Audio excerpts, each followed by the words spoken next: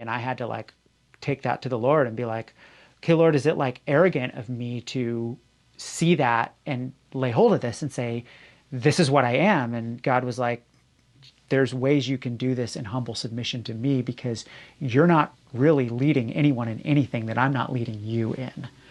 And that was the moment I'm like, okay, well, leading just means I need to be the best follower of Jesus I can possibly be.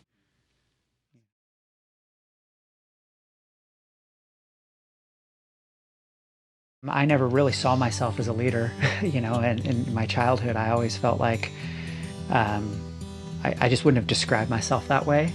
My plan was never full-time ministry, but then looking back on it, it was always been, I wanted to be on mission. I think a lot of it for me, where I feel I start to question, or I feel like I am not cut out for leadership, where sometimes the enemy can start to whisper lies in my ear if I'm not, attentive and listening to the voice of God, is just kind of knowing my brokenness as a human. It's that constant having to remind myself each day and really ask God to come into those spaces so that I can apply the gospel to my life, and recognizing like applying the gospel to my life in the midst of my brokenness is ironically what qualifies us to lead in so many ways.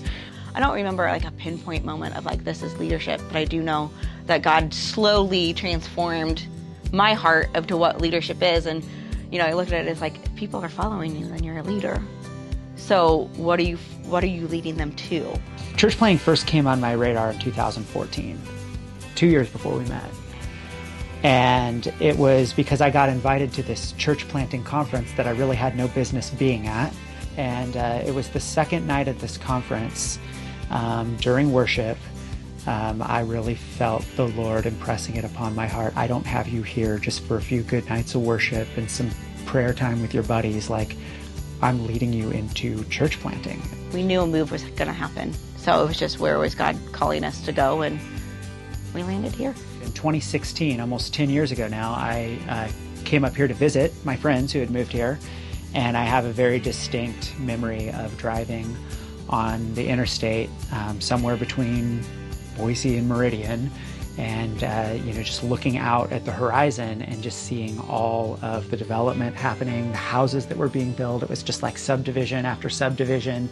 And I really remember a moment where the Holy Spirit was tugging at my heart, and God was saying to me, the people who are coming here, they need Jesus.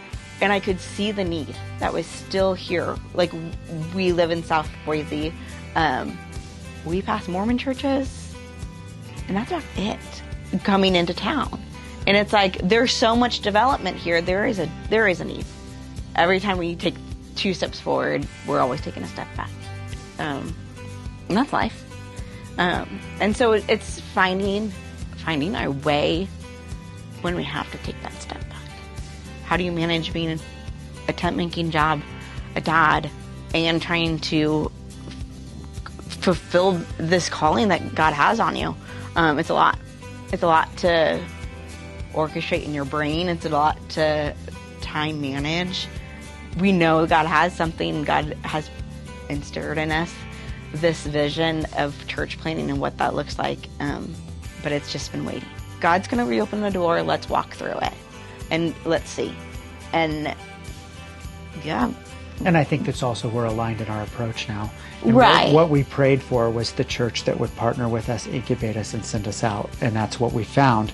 God's brought this story that we were on together with this story that he's been writing with True Hope Collister. And it feels like these 2 stories have intersected at just the perfect time that it can't be coincidence. It's, how do we work within it? How do we figure a way that we both can do our calling and be in this place and figuring that out? It's not always easy. So hang in there. We're going to get there. We might not be going fast, but we're walking together, and together we'll go far. We all just need to do our piece and be obedient to the Holy Spirit. We don't need to try to make this more complicated than it needs to be. And I would just say I'm really excited to be on this journey with all of you.